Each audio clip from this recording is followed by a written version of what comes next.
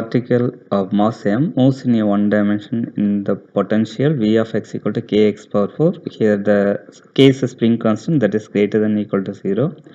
At the time t equal to 0, the particles start from rest at x equal to 0. For the bound motion, the time period of its oscillation, which one of the following answer is right? First, we need to make the equation. The total energy of it's looking like a harmonic oscillator potential. So it will be a simple harmonic oscillator. The kinetic energy of the oscillator, you can call this as a T, that should be equal to of the mass of the oscillator times the velocity square, or the velocity is equal to x dot square. This is a linear velocity. The potential energy they are given, this is a v of x is equal to of here it's not off, so you can take the given potential as k x power 4. So at any time t, it's not initial time t, at any time t, at any time t equal to, this is a kinetic energy, potential energy, hence the total energy you can call the E total. The total energy sum of the kinetic energy plus potential energy, so the kinetic energy T plus the potential energy V, so that should be equal to of m x dot square plus the potential energy k x power 4. This is a total energy at a time, you can call it's at a time t. Now we want to calculate what is the total energy at a time t equal to 0. So what you got to do, just to go down, that at a time t equal to 0, the it's at a time t equal to 0, it's a starting from the rest. That means the velocity of the particle is 0. The amplitude x equal to a, you can call the amplitude, it's a maximum amplitude x equal to a, velocity is 0. That means the x dot, the dx by dt or x dot, that value is 0. Then the energy at a time t equal to 0, you can make it equal to 0. That should be equal to, if x dot is 0, then potential energy obviously it will be 0. Then the kinetic energy, the kinetic energy will be 0 obviously, the of mx dot square. The potential energy is k x power 4, but here x equal to a, you can call it a power 4. So this is a, you can take this as a equation number 2.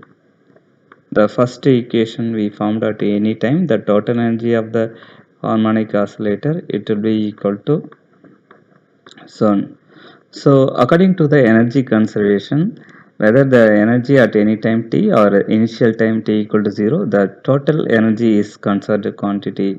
So you can make one sentence here, the energy conservation. So here you can make the E, the energy at any time t is equal to the energy at a time t equal to 0 will be equal. This is the energy conservation principle. So we are going to substitute here that energy conservation. Maybe I can do it here. What would happen?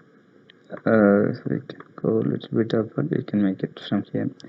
So at time t equal to 0, the total energy is simply the potential energy of the harmonic oscillator in the one dimensional harmonic oscillator.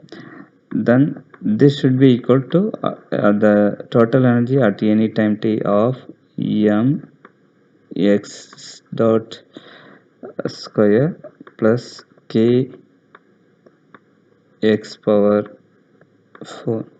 Now what we want to do, we want to find the period of its motion. That means we need to solve this equation, keep it the kinetic energy one side, push it everything to other side of x dot square should be equal to you can write k a power 4 minus x. Suppose if you are rearranging, you will get this kind of expression.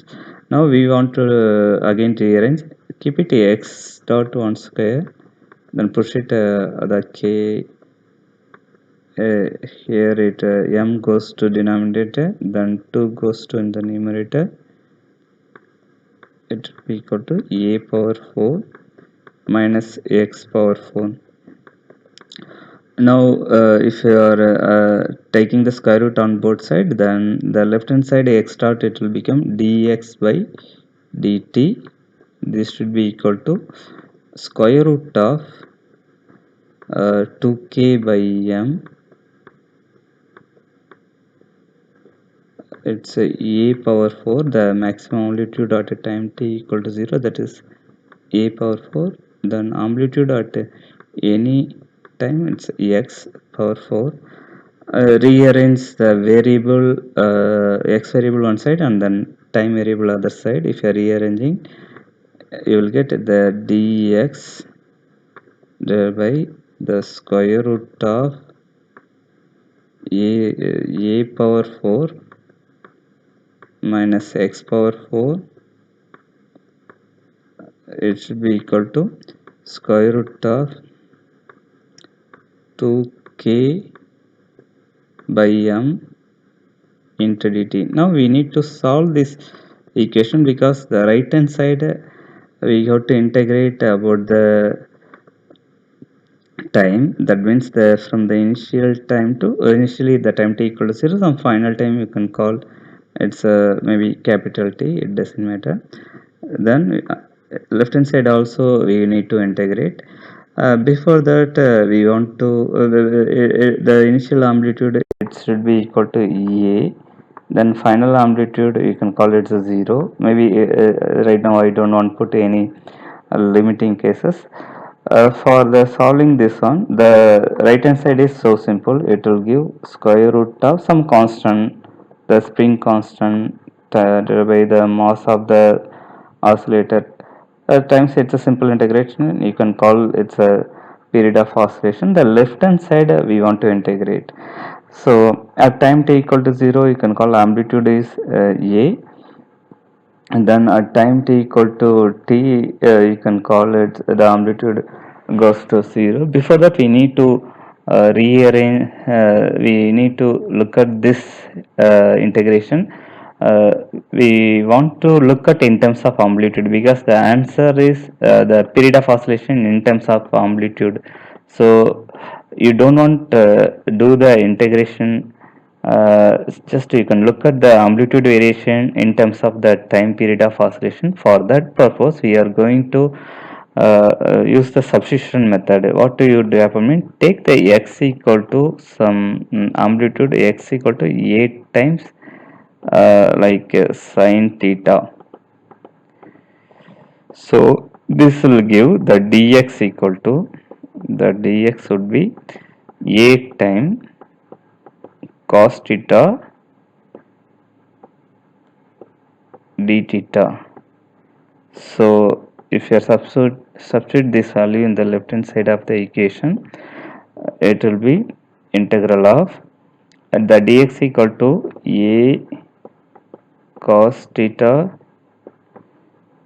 times d theta divided by square root of, here is power 4 minus here is x power 4, x here a sin theta, so a power 4 a sine power 4 theta. So it's sine power 4 theta, that should be equal to the square root of, already we done the integration, 2k by m times the t. Now you can pull the amplitude a here, square root, here a power 4, here also a power 4. You can take the common a power 4 outside. So if you are taking the square root of a power 4 outside the integration, because the a is a maximum amplitude at time t equals 0, it's a constant, then inside it will be cos theta d theta divided by square root of 1 minus sine power 4 theta. So this should be equal to square root of 2k by m times t. Now our time period of oscillation, because if you are integrating this quantity, it will give some other constant. You can call that constant is c. Then here you can call this 2k divided by m. This is the case spring constant. M is the mass of the object, so that is also another constant. You can call it a c1. Here if you are doing this here we have to look at that amplitude ratio. So if you are look at this, if you are divide these two, so square root of a power 4, it's a square. So the numerator is a, the denominator is a square. This is the integration constant, because it will give some constant value, so we are not interested what is the value, just we are going to look at the time period that should be equal to. So this is the integration constant, then thereby this is the square root of the another constant. If you are cancelling these two, it's a 1 by the maximum amplitude. That means that t time period of the oscillator, it is inversely proportional to the maximum amplitude. That means that t is in proportional to 1 by a. If you are removing that constant, you can use the proportionality, or t is in a. If you are pushing that a to the upward, it is a power minus 1. If you see that problem, so here this option 2 is right. The time period of its motion is proportional to the a power minus 1. That is the right answer.